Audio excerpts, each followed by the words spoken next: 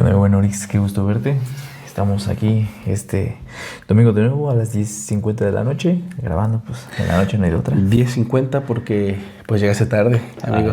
Tú fuiste. ¿A qué se debió? Mira, no hablemos de eso mejor. Yo llegué 20 minutos tarde, pero tú fuiste a hacer un depósito. Sí, fuiste al al banco, depósito.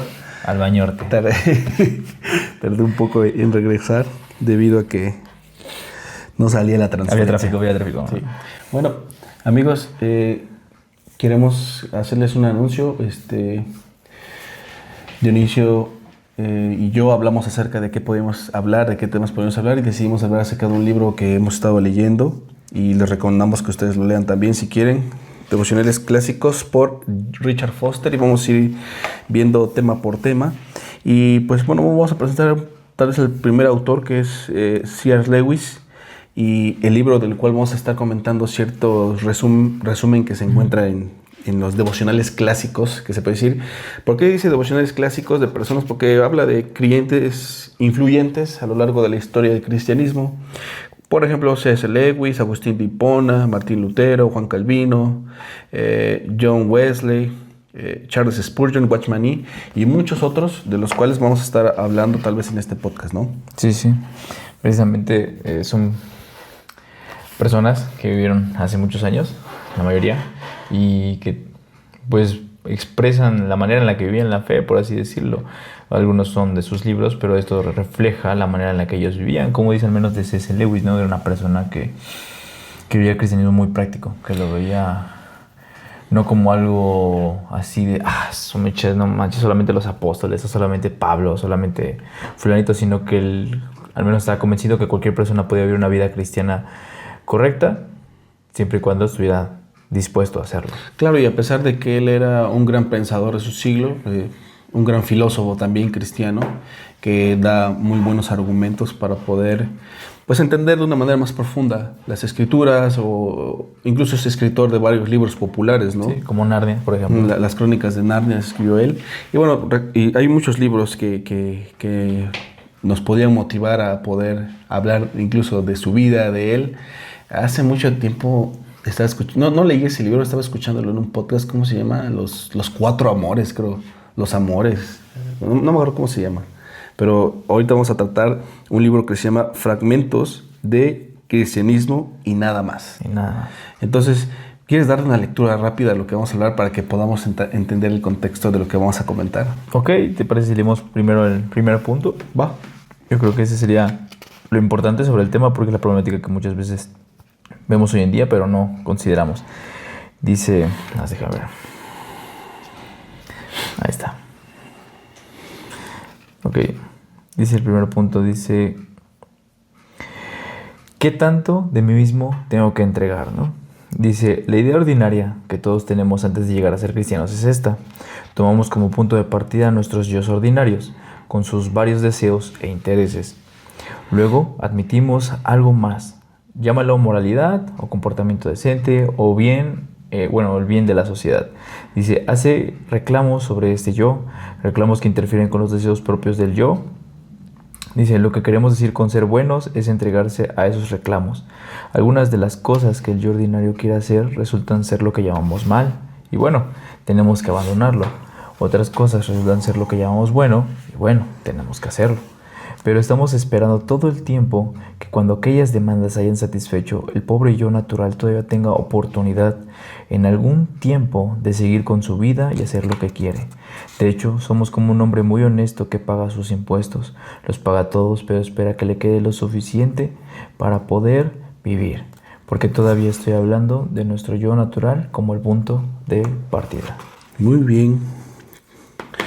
Habla de una idea común, ¿no? Sí, algo creo que podemos tomar en cuenta la idea común que todos tenemos antes de ser los cristianos, que tiene que ver con el yo, ¿no?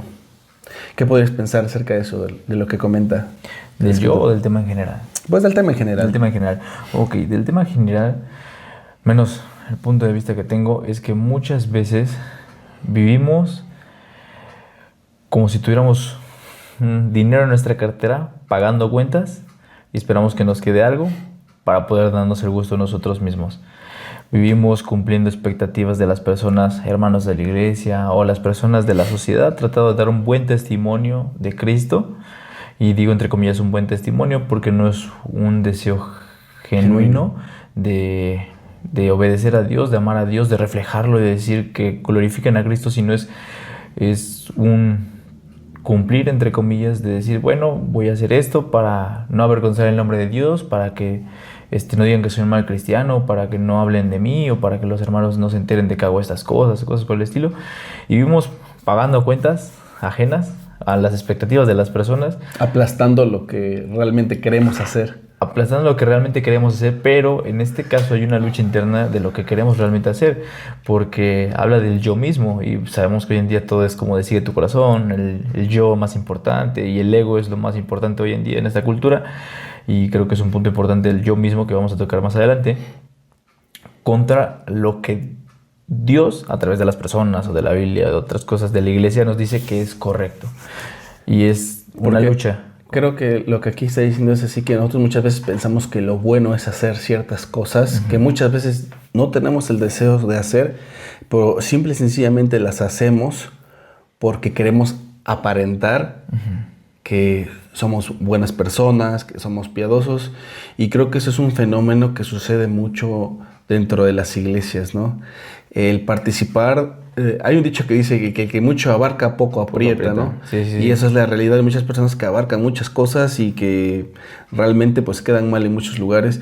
O muchas personas que quieren quedar bien con todos o quieren agradar más que agradar a Dios o agradarse a sí mismos haciendo lo correcto delante de Dios, porque así puedes estar en paz, porque esta persona no tiene paz. Es agradar al líder de la iglesia, agradar a las personas por querer hacer lo que aparentemente es bueno. No, es que es bueno que no faltes nunca a la iglesia. Eso, y aunque estés enfermo y o estés con diarrea o lo que te esté pasando, vayas a la iglesia aún así. No debes de faltar. Hay muchas veces cuestiones de que el que tú vayas a la iglesia, que es bueno, sí, pero que no siempre estés como que no, pues a pesar de que pues yo dejo a mi esposa y a mis hijos, yo llego puntual. Porque había una persona que decía, era de otro país, sí, pero decía que si él estaba listo para ir a la iglesia, pero que si su esposa y sus hijos la atrasaban, que mejor los dejaba en la casa y que él se iba al culto. Y yo decía, o sea, tú vas al culto para aparentar ser una persona buena, piadosa, pero estás abandonando a tu esposa con tus hijos en la iglesia, en tu casa, porque tal vez no le ayudas a cambiar los pañales, no le ayudas. Ahorita yo estoy experimentando eso, ¿no? Sí, a veces llegar un poco tarde a la iglesia y yo antes me estresaba y ya como que iba de malas, así como que íbamos bien tarde, pero después entiendes de que lo bueno es que tú atiendas lo que Dios te da y que tu ego de perfeccionalismo o de apariencias, cambie, sacrificando las cosas por amor a los tuyos, no solamente a ti mismo, sino a las personas que te rodean. Sí, o sea, por ejemplo, bueno, hizo natación, así como creyentes, el vivir diario, tomamos conciencia que somos nosotros cumpliendo con reglas, mandatos o, ¿cómo se llama? O deberes cristianos, ¿no? Uh-huh. Es como, ok, yo soy fulanito, soy Dionisio, ¿no? Entonces, pues hoy voy a cumplir con esto. Yo creo que así voy a estar bien con Dios. Y ya estoy un poquito más cerca de Dios y ya me queda tiempo en la noche como de 10 a 12 para hacer lo que me gusta. Uh-huh. Y puede ser pues, para comer un montón, o puede ser para ver cosas que no debes de ver, o puede ser para hablar majaderías. Sucede mucho con la palabrería, ¿no? Sí. Muchas veces en lo que es en la iglesia, en tu trabajo o con tu círculo social que normalmente es espiritual, que son amigos que comparten tu fe, todo eso, conservas la postura y hablas prudentemente y con un léxico así perfecto y no dices groserías. Hasta te cambia la cara, ¿no? Te cambia la cara. Se te pone de ángel. Pero estás esperando. pero estás esperando el momento de la noche para ahora sí hablar majaderías, sobre chistes groseros o cosas por el estilo. Y aquí es donde empieza ese punto. ¿Qué tanto de mí mismo tengo que entregar? ¿Qué tanto podemos negociar, ¿no? El cristianismo? ¿Qué tanto podemos negociar la fe? Y es algo que personalmente puedo decir, experimenté cuando creí. A los 17 me empecé a acercar a Dios. A los 17, ya casi llegando a los 18, me llamó el Señor. Y ya a los 18, digamos oficialmente a los 18 en adelante, ya creí en Jesús, pero me acuerdo que todavía cuando yo regresé aquí a Orizaba después de creer en Jesucristo ahí en Veracruz, yo decía, ok, voy a ser cristiano, pero no voy a dejar de escuchar metal. Y fue algo que yo me acuerdo clarísimo que yo dije, y seguí escuchando metal, a pesar de que escuchaba alabanza y todo eso. ¿Tú crees que está mal escuchar metal? Vamos por puntos y entramos en ese punto, ¿va? Entonces, porque sí te lo voy a responder, pero volviendo al punto, en el sentido de esa parte, es que yo pensaba eso. Y llegó un punto de mi vida donde Dios puso en mi corazón, ¿sabes qué? Quiero escuchar solamente alabanzas y no quiero escuchar metal. Y dejé de escuchar cualquier tipo de música secular. Y también es el otro extremo, ¿no? El otro extremo directa, ya no voy a hacer esto, ya tengo que vivir perfectamente. Y volvemos a creer en lo mismo. Y ahora sí, respondiendo a tu pregunta, definamos qué es metal, ¿no? O sea, si hablamos del género musical, no es malo. Es malo la letra que puedes llegar a escuchar porque eso influye en tu vida. Hay un concepto, ¿no? Que muchas veces se maneja dentro de las iglesias, más en tiempos antiguos, bueno, no antiguos, sino tal vez una generación o dos atrás, sí. de que es que eso es música secular, ¿no? Que música del diablo, ¿no? música del diablo, los Por la nota, Pokémon. ¿no? La nota maldita. No veas cosas que no. Pero realmente, por ejemplo, hay música que es como poesía, es como que entonces no veas por ejemplo, no leas los salmos. Sí. Porque pues, los salmos y muchas veces es poesía, ¿no? Es poesía, que va dirigida hacia una flor, una planta, o comparaciones, o dichos, ¿no? Que dicen los proverbios. Y realmente, pues, no sé, no hay que, yo pienso que no hay que ser tan legalistas en ciertas cuestiones. Realmente creo que esto es algo personal. Si tú decidiste no escuchar metal, pues está bien. Si tú estás en paz con eso, está bien. Creo que ese versículo lo hemos platicado mucho, el de Romanos, ¿no? Sí. Yo sé y confío en el Señor que nada es inmundo en sí mismo, para el que piense que algo es imposible. Si no creo que tú lo pienses, pero si tú piensas que escuchar metal te está afectando, pues deja de hacerlo. Pues sí. No me afecta, al contrario, el metal cristiano. No, canal, deja de hacerlo. No. Buena onda. Pero sí, si tú crees que te afecta, pues hazlo. Yo no digo que te afecte. Sí. Yo no digo que te esté... Pero para el público en general que nos está escuchando, si algo sientes que te afecta y quieres dejar de hacerlo, Mira, adelante. tú y yo sabemos que a Deo le afecta el metal. Vamos a orar por él. Bueno, entonces hay un punto importante y hay una verdadera pregunta de... Seguimos... O sea, tratamos de vivir el cristianismo sin dejar nosotros mismos, pero la pregunta, al menos de lo que dice la Biblia, de cuando crees en Jesús antes y después, Sí. ¿seguimos siendo nosotros mismos? Esa es una pregunta bien interesante, porque si realmente no hay ningún cambio y seguimos siendo los mismos, es que realmente no hay un nacimiento genuino. O por ejemplo, si crees en Jesucristo, deberías seguir siendo tú mismo. Y obviamente la respuesta la acabas de dar, no debe haber un cambio y todo eso, pero es importante entender esto, que cuando nosotros creemos en Jesús, nuestro viejo yo muere.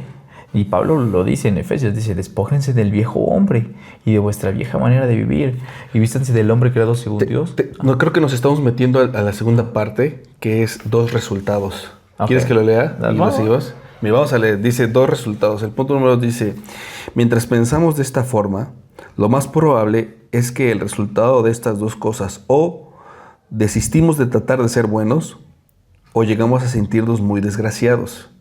Porque si en la realidad estamos tratando de cumplir con todas las demandas que se imponen sobre nuestro yo natural, no quedará lo suficiente para que este yo natural se sustente. Mientras más obedezcamos a nuestra conciencia, más será lo que ella nos exigirá.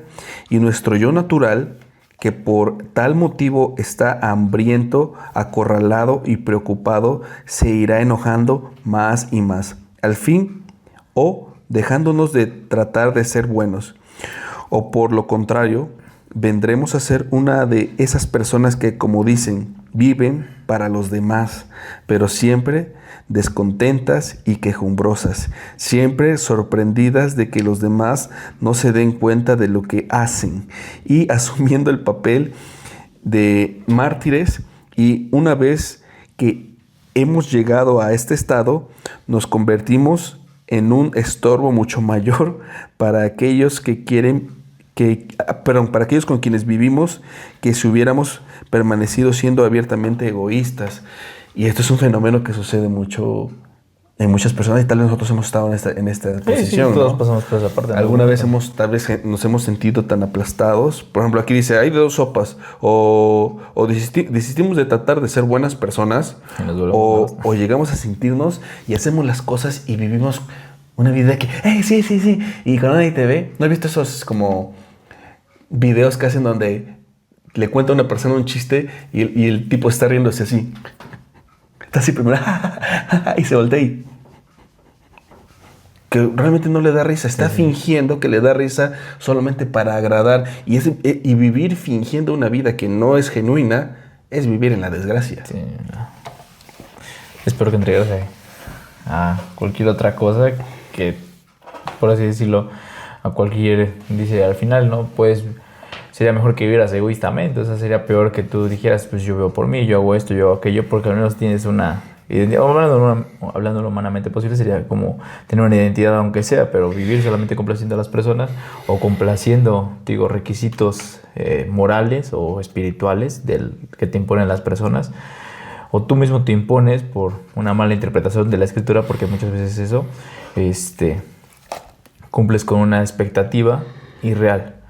O sea, porque tratas de hacerte un religioso o perfeccionista cuando la palabra de Dios nos enseña que había 12 apóstoles con 12 personalidades diferentes, con 12 personas totalmente distintas, y cada una tenía una misión, un objetivo, y cada una predicaba el evangelio de forma diferente. Y sí, tenía sus errores, por ejemplo, Pablo reprende a Pedro y todo ese tipo de cosas, pero al final ellos vivían para Jesús, que era lo más importante, ¿no? Y como te decía, de Efesios dice, despójense del viejo hombre. Entonces, hay de dos sopas. O vives siendo bueno a la vista de los demás, pero por dentro estás infeliz porque no quieres ser bueno, porque no lo estás haciendo de un arrepentimiento o de corazón genuinamente, o vives, o dejas de ser bueno y simplemente vives egoístamente, y al final sucede lo que sucede en otro punto más adelante, frío, ¿no? o eres frío o eres caliente. Y ojo, aquí el escritor dice que viven para los demás. O sea, el Señor nos dice que vivamos para Él, que le sirvamos a Él. No que sirva, o sea, sí que sirvamos a su pueblo, que sirvamos dentro de la iglesia, pero no que vivamos a la perspectiva de querer agradar a los demás, incluso cuando estén en lo incorrecto, sí. ¿No? Porque creo que eso sí va a pasar lo que dice este escritor, que siempre nos pone descontentos, nos hace decir, oye, pero ¿por qué no reconoces lo que yo estoy haciendo? Y nos empezamos a hacer los mártires. Incluso un creyente puede llegar hasta amargarse dentro del ministerio donde está. Y ahí vienen dos versículos importantes. El no sé en vosotros raíz de amargura, y el del hijo pródigo. Pero no el hijo pródigo, el hermano. El hermano que está ahí y dice, ¿por qué él sí y yo no? Si yo te sirvo todo el tiempo, no te fallo. Y el papá, oye, mira, este cuate tiene necesidad, este hermano sí. Está jodido, canal. Necesitamos ayudarlo. Y tú, no, pero yo quiero más. Y es cuando una persona está en descontento y está haciendo cosas que no son para agradar a Dios, sino para agradar al ojo del hombre. Y como no está agradando el ojo del hombre y no es el principal que está agradando al ojo del hombre y ya lo está dejando de ver, es cuando se viene para abajo. Por eso dice la Escritura que todo lo debemos de hacer puestos los ojos en Jesús, no puestos los ojos en la persona, no puestos los ojos en el pastor. O en la recompensa. No, bueno, puedes poner. Porque hay gente que, por ejemplo, hay gente que... ¿Recompensa a qué te refieres? ¿Recompensa eterna o recompensa de la tierra? Recompensa de por ejemplo, la bendición de Dios, llamémoslo así. O sea, por ejemplo, que dice, yo pago todos mis impuestos, hago todo esto para que Dios me bendiga. Doy una ofrenda para que Dios me bendiga. Yo pensé que te referías a que Dios nos dice que vamos a tener coronas allá. No, obviamente. O sea, puestos los ojos de Jesús, Jesús fue a preparar casa para nosotros, y que puestos los ojos en lo que está allá arriba, lo eterno, ¿no? Sí. O sea, aquí es efímero. Entonces, hay personas que se amargan por esta cuestión. Sí. Por querer vivir una vida que ellos no quieren vivir, pero por querer agradar a las personas de la sociedad religiosa en la que están, viven de una forma que, pues, los entristece, los amarga. Y les da para abajo. No solamente a ellos, sino también a sus familias, si es que tienen familia. Las familias, a los hermanos de la iglesia o su comunidad, ¿no? En general, ¿no? Comunidad tanto de iglesia, comunidad como de familia, ¿no?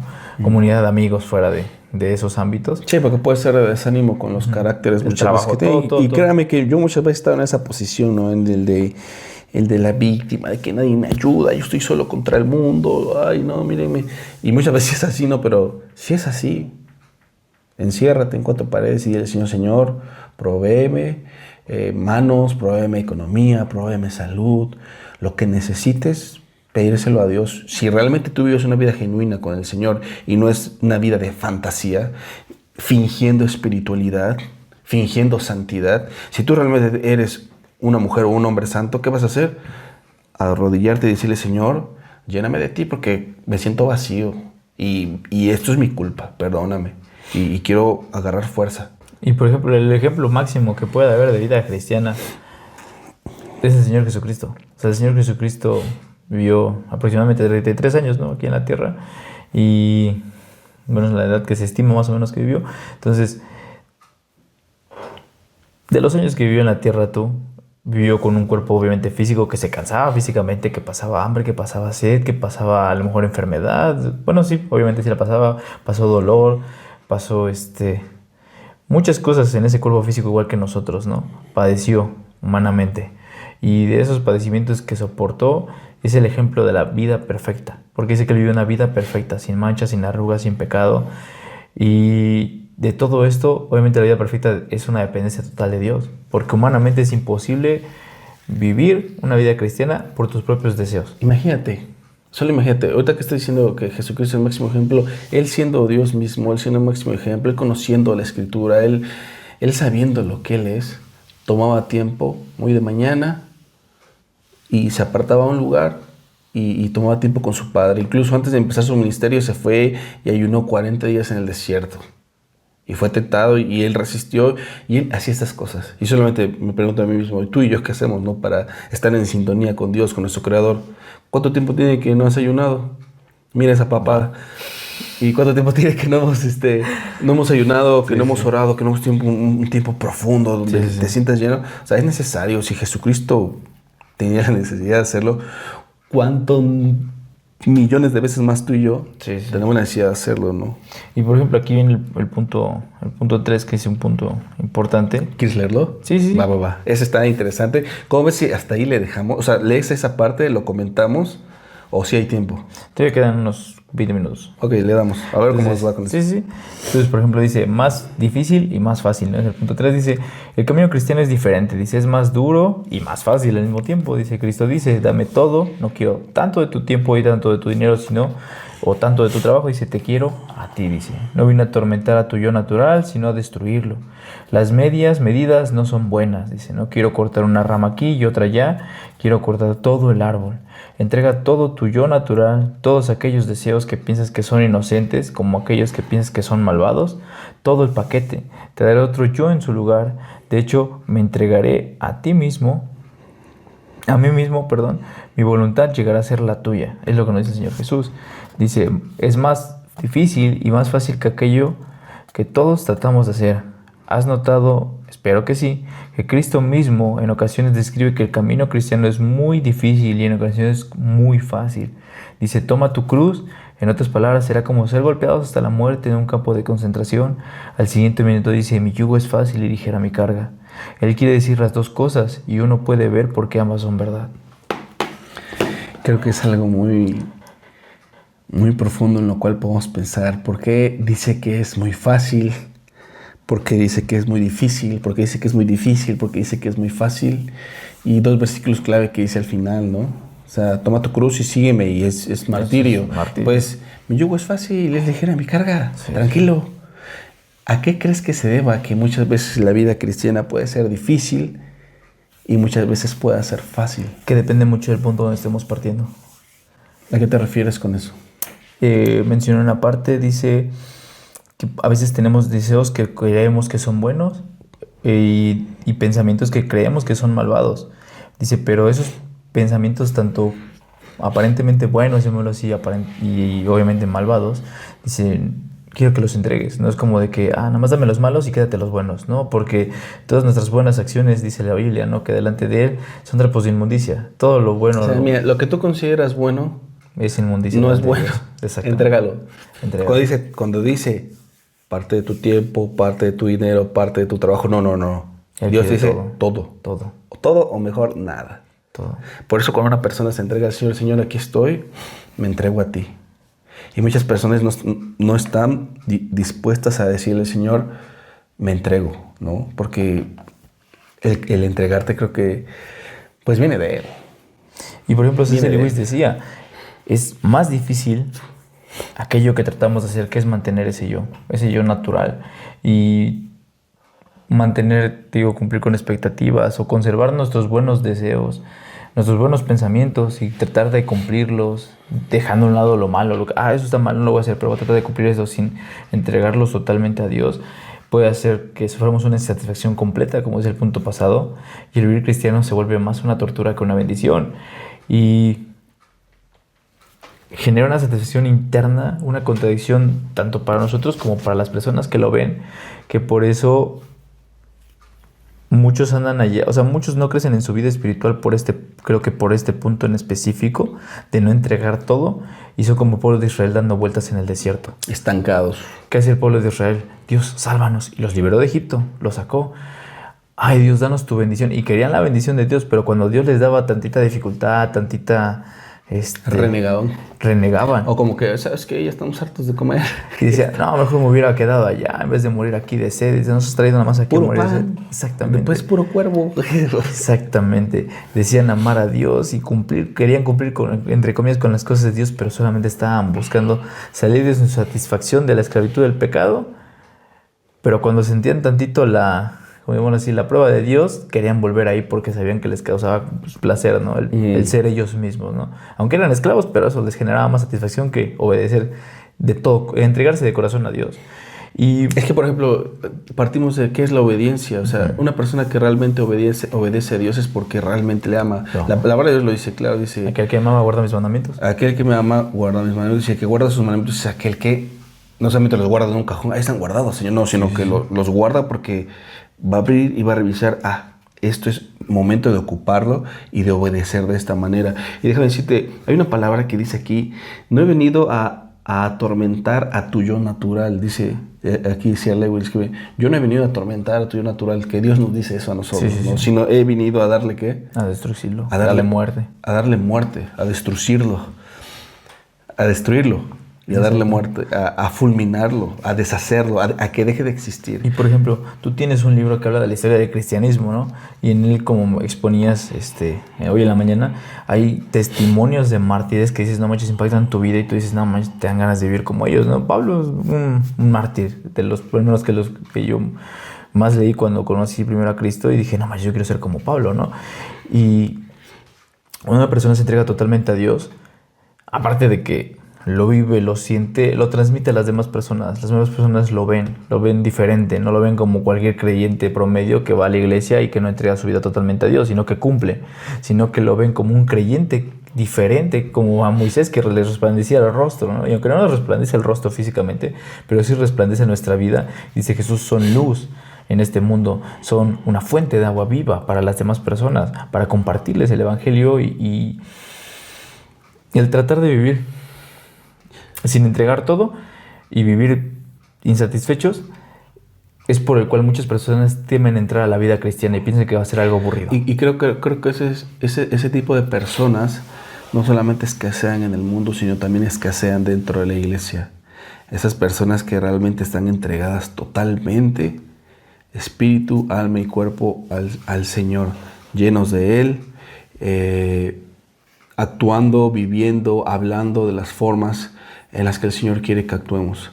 Porque muchas veces podemos estar metidos en la iglesia, muchas veces podemos estar participando de los ministerios más populares dentro de la iglesia, o muchas veces podemos incluso viajar a otro país y predicar la palabra de Dios, pero no vivir la clase de vida que el Señor pide que nosotros estemos muertos y que Él actúe.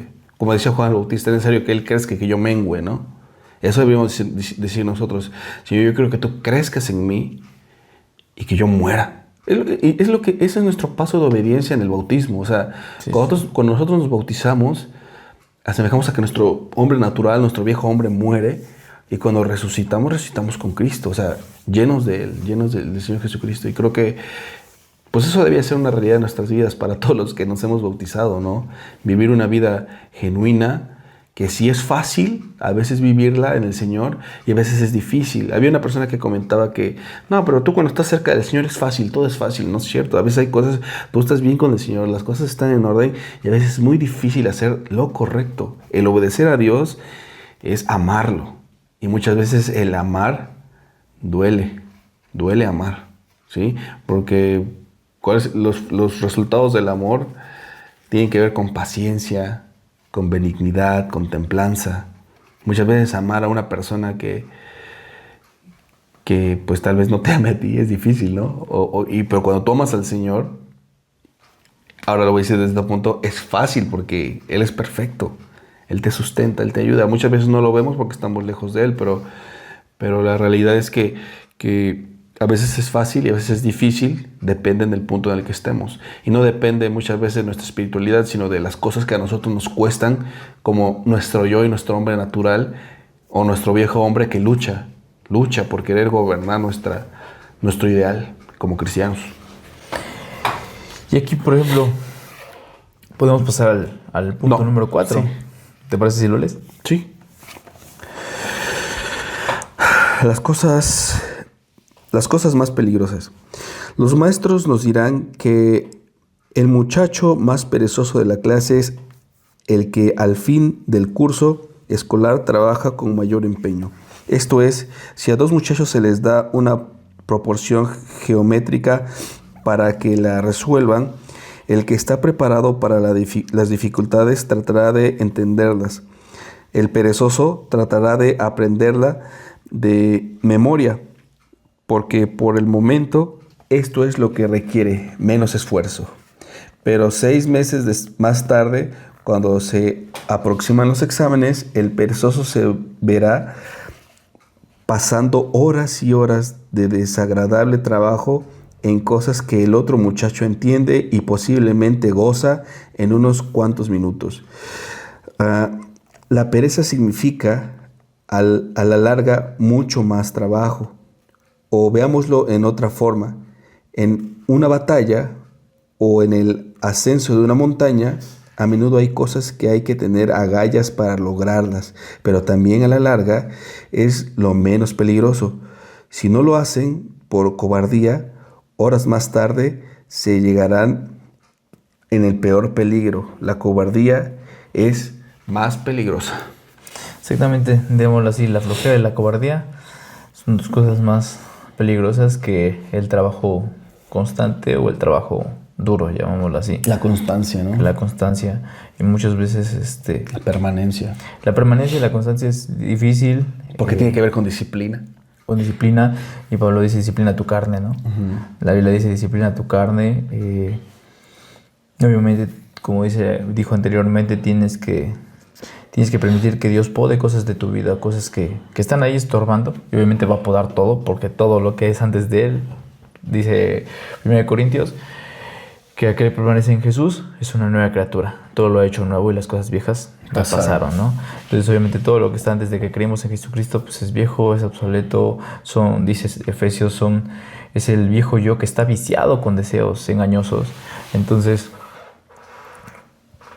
el tratar de decir, ok, voy poco a poco, voy a hacer esto poco a poco, primero voy a la iglesia, luego leo, luego oro, o sea, el ir poquito a poquito a la larga va a ser más difícil, más complejo y más infructífero en nuestra vida que el entregarse totalmente y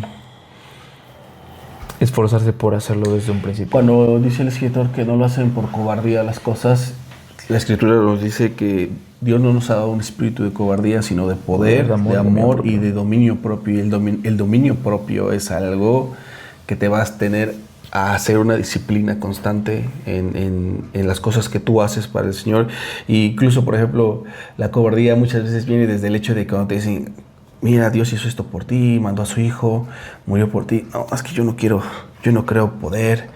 y no, sí, y deciden no hacerlo, ¿no? Entre comillas, deciden no hacerlo. Pero aquella persona que, por ejemplo, a mí me llama mucha atención aquellas personas que se entregan completamente y deciden vivir por fe y dejan incluso hasta de trabajar. O sea, dejan de trabajar, Sí. dejan de producir. Dice, yo voy a vivir por fe y lo único que voy a hacer es predicar la palabra de Dios. Qué fe tan grande. Sí. Qué fe tan grande y no podemos llamar cobardes a ese tipo de personas que hacen eso, ¿sí? Porque se entregan. Ese sí es entregar el todo.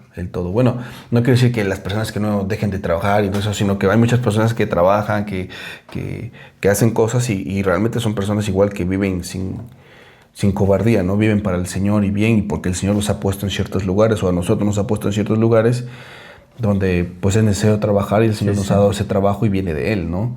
Entonces hay que ser enfáticos en que las cosas más peligrosas necesitan un espíritu fuerte, no cobarde, un espíritu dominado por el Señor. Y aquí viene un punto importante. Yo creo que ese sería especialmente bueno para terminar el punto 5, el asunto casi imposible. Ajá. Lo voy a leer y después te menciono un versículo que me vino a la mente. Dice, Dale. es lo mismo aquí, dice, el asunto terrible, el asunto casi imposible es entregar todo tuyo, tus deseos y precauciones a Cristo. Pero es más fácil que lo que tratamos de hacer, porque lo que tratamos es seguir siendo lo que llamamos nosotros mismos para poder mantener la felicidad personal como la meta más alta en la vida y al mismo tiempo ser buenos. Tratamos de dejar que nuestra mente y corazón se vaya por su propio camino, centrados en el dinero o el placer o la ambición, y esperamos que a pesar de esto comportarnos honesta, casta y humildemente. Y es exactamente lo que Cristo nos advirtió que no se puede hacer. Como dijo, un abrojo no puede producir higos. Si yo no soy más que un terreno con semillas de zacate, ¿cómo puedo producir trigo? Cortar el zacate solo mantiene el césped más pequeño, pero todavía producirá zacate y no trigo. Si quiero producir trigo, el cambio tiene que hacerse más hondo que en la superficie. Tiene que ser arado y vuelto a sembrar. Y aquí hay algo importante. Decías tú de la valentía. La valentía es muy importante. Y Josué, ahora sí que el del libro de Josué, es un hombre que fue muy valiente. Y yo he escuchado una explicación de la valentía.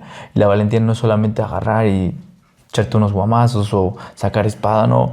La valentía es mantenerte firme en decidir servir al Señor a pesar de que todo te trate de llevar a la contraria, en la contra. Nadar contra corriente. Nadar contra corriente. Y José es una persona, el mensaje que usaban para describir esto es cuando dice, yo y mi casa serviremos al Señor. Uh-huh. Y le dice, quien quiera, venga, y quien no, lo siento. Entonces, aquí entra la parte que menciona aquí, que lo más importante, lo más difícil es entregar todo a Cristo, todos nuestros deseos y nuestras precauciones, todas nuestras medidas, todos nuestros seguros de vida, llamémoslo así, porque a veces ponemos la felicidad como el estándar más alto, aunque digamos que no, que digamos que vamos a Jesús, aunque digamos que vamos a Dios. Que yo sí vivo una vida entera en el Señor, o sea... Nuestra felicidad siempre busca anteponerse a Dios, siempre, mira, como decías tú, tienes un trono en tu corazón. O se sienta Cristo o te sientas tú. ¿Quién está gobernando ahora? No puedes decir. Exactamente. Y luego muchas veces decimos, no, sí, yo quiero servir a Dios, pero ahí está tu ego tratando de subir, tratando de brincar, tratando de sentarse. Y siempre va a ser así, porque siempre vivimos en un mundo caído, naturaleza pecaminosa que quiere gobernar, y el pecado no es algo que nos dé asco, el pecado es algo que nos atrae. O incluso son deseos el no hacer lo mejor y hacer lo bueno, como que, bueno, hago lo bueno, que es asistir a la iglesia. Ahora, cuando te dices, oye, encárgate de esto, porque necesitamos que alguien tome el liderazgo, que alguien tome la batuta, que alguien esté yendo, que alguien esté animando, que alguien esté exhortando. No, es que yo estoy aquí asistiendo a la iglesia nada más. Y decir una hermana, pues este es un calientabancas, ¿no? Sí. Y cuando Dios nos está levantando para que hagamos más, para su honra, para su gloria, y no decidimos hacerlo, tiene que ver con cierta, pues, falta de valentía. Falta de valentía, cobardía, pereza. Había una persona que decía que él no sirve al Señor porque el servir al Señor le trae problemas a su vida. Sí. Sí, me ha tocado escuchar a personas que, o sea, le he hablado con a personas. su vida matrimonial, a su vida económica. Dice, no, yo estoy bien así de lejos porque yo cuando me meto a servir al Señor empiezo a tener problemas en la casa, empiezo a tener problemas económicos y no sabe que después de la tempestad viene la paz. No, sí, tío, a mí me ha pasado igual hablar con personas que luego les dices, no manches, bien, vamos a leer la Biblia, o vente, vamos a la iglesia, lo invitas, ¿no? O sea, normalmente, no, es que, ay, sí quiero, sí me gustaría, pero es que cuando me acerco a Dios siempre me pasan cosas malas, o empieza a surgir esto, surgir aquello, y aquí suceden dos polos, ya para terminar, ¿no? Ya... Yo creo que ya no da tiempo, continuamos con el 6 y Sí. el 7 y el 8 para el próximo, porque sí es mucho. Sí, tío, ya dos polos para terminar es el, si yo sirvo al Señor me pasan cosas malas y por miedo no lo haces. Y el otro, el que vive, el perezoso tiene mucho de, si yo hiciera esto sería más rico que él, sería más fuerte que él. Y es el falso cristiano, el que dice, si yo me metiera de lleno, mira, a orar, si yo me metiera de lleno a ayunar, no manches tú, sería un Moisés, sería un Pablo, no manches, un avivamiento. Y son gente que vive de puros sueños. O al contrario, sino que juzgan al que hace. Y yo siempre tengo un dicho, si hagas bien o hagas mal las cosas, la gente siempre va a hablar, ¿sí? Incluso dentro de las iglesias. Y para ti, hermano, que estás escuchando, persona que quiere hacer algo para el Señor, que no te dé miedo, sé valiente. No, es que ¿qué van a decir de mí? Yo casi no sé de la Biblia. No, es que yo no sé hablar. Una vez iba a una montaña a predicar la palabra de Dios, invitaba a una persona que viniera y dice, pues es que yo qué voy a decir si yo no sé nada, tú solo vente. Y esta persona sirve al Señor de una manera tremenda. Y eso es algo que tiene que ver con valentía, de decir, el Señor ha prometido cosas, el Señor ha dicho que nos va a dar sabiduría, nos va a dar inteligencia, si estamos cerca de Él, si lo atendemos a Él, si leemos de Él. Pues solamente ve a los apóstoles, no sabían nada, después de 3 años lo sabían todo, después de que llegó el Espíritu aún más, por convivir con el Señor. Cada vez que tú estés más cerca del Señor vas a entenderlo más. Y ojo con esto, el hecho de que tú leas y vayas a la iglesia y estés escuchando, no quiere decir que estés haciendo las cosas de una manera correcta. Lo valiente es participar de los sufrimientos de Cristo, porque cuando tú participas de los sufrimientos de Cristo, lo entiendes de una manera más profunda, más práctica, más real, a que solo estés sentado escuchando. Cuando tú ejecutas lo que escuchas y lo que lees y lo que ves, conoces a Cristo, a un Cristo diferente, a un Cristo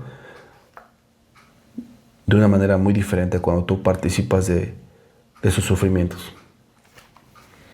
Pues yo creo que terminamos aquí. Bueno. Más que nada por el tiempo para que pues puedas descansar. Y para que no se aburran, porque más poquito sí se ven, porque sabemos que podemos hablar hasta 2-3 horas, pero sí. nadie va a Vamos a machetear aquí el césped. Órale. Aquí va. Pues un gusto, Urias. Un gusto a todos. Como cuando en la película del Depredador se saluda el negro mamey y Arnold Schwarzenegger. Viejo cochino. Bye. Hasta luego.